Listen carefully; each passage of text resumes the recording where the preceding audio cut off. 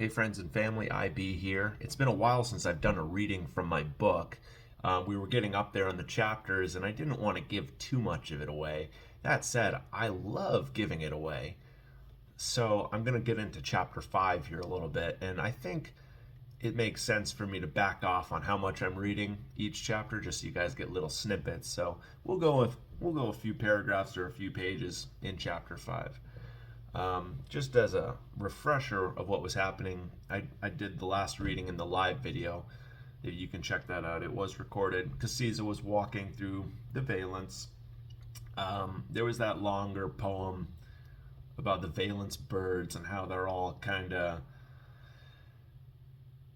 miserable. And then Caasizah sings back her own song about Lo'olesh, who is this hero, who is this kind of legendary hero from folklore, and her Lo'olesh's quest into the pure and her mission to kind of spy and learn about the pure and write it all down in a book and then escape with her life. So yeah, that actually is one of my favorite parts of the early book, I will say. But now Caasizah has kind of moved on past that, and she's walking up a little mountain, a little mountainlet, and she's about to meet the first other Woild one in the book. So I'm going to jump right into it. This is chapter 5. Chapter 5, Peace in Hand.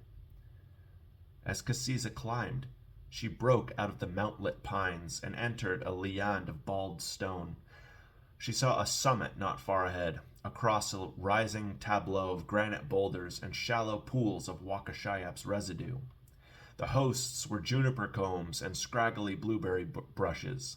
The sky had spread into an indigo paste of cooked elderberry, that dusky plum of almost eve.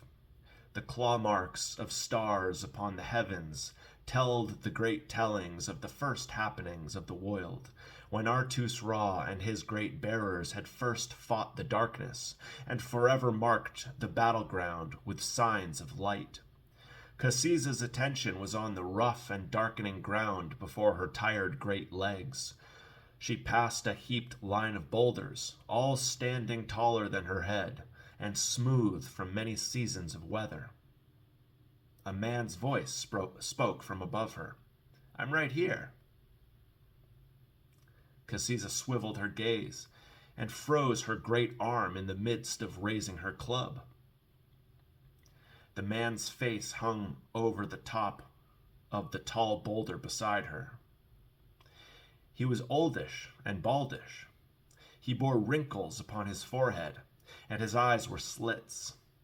Caasizah saw that the man was a show, for between his pinching, wrinkled lids was the barest twist of Shogos's color, as though two thin rips in the man's face gave way to the indigo skylight behind. Without moving, Caasizah said, "You are old enough to be this boulder's grandfather, aren't you?" The man nodded and said, "You're a hairy, chunky girl whose heavy arms might frighten me if they could fly." Caasizah gave the boulder 9 thoughtful thumps with her club, then said, "Not only can my arms fly, old man, but my hands and feet can climb boulders." The man raised his eyebrows and said, "Do those great feet of yours also march?" Caasizah nodded and asked, "Did your old eye see me coming, or perhaps some other sign of our meeting?" The old man said, "Yes, well, something like that." He blinked and added, "Regardless of what I was expecting, all my eyes can tell what you are, great one." Caasizah spun her club in her clever hand and asked, "What am I?" He said nothing, rubbing his forehead for a few breaths, then said, "You are glad to have met me, and also a fine singer." Caasizah nodded. "Thank you." He nodded back. She cocked her great head and pried, "What is your tribal role, show friend? What devotional deployment brings you to this Valence place?" The man's face slid back, till just his eyes and wrinkled forehead hung over the boulder top's edge. He said, "I'm a seer and a scholar.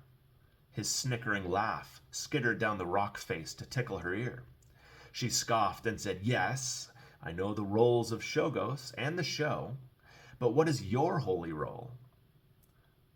The old man poked his head all the way out, wagging it side to side. He replied, "To wander." That's just the little beginning of her meeting with the show. The show is one.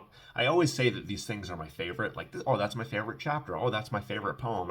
And they're all my favorite. The show is my favorite character. One of my favorite characters. So, yeah. That's a little taste of what Caasizah is like. And you'll get to know her and the show more intimately as they meet each other, as they become more familiar with each other over the next 3 or 4 chapters. Yeah, over the next 4 chapters mostly. And you'll learn a lot more about Caasizah in this time because finally she's interfacing with someone on the outside looking in. But you'll learn more about the show too, and he's cool. He's fun and funny. So yeah, that's a little taste of Caasizah and the show and what she's up to. So yeah, hope you enjoyed the video. Thanks, guys. Bye.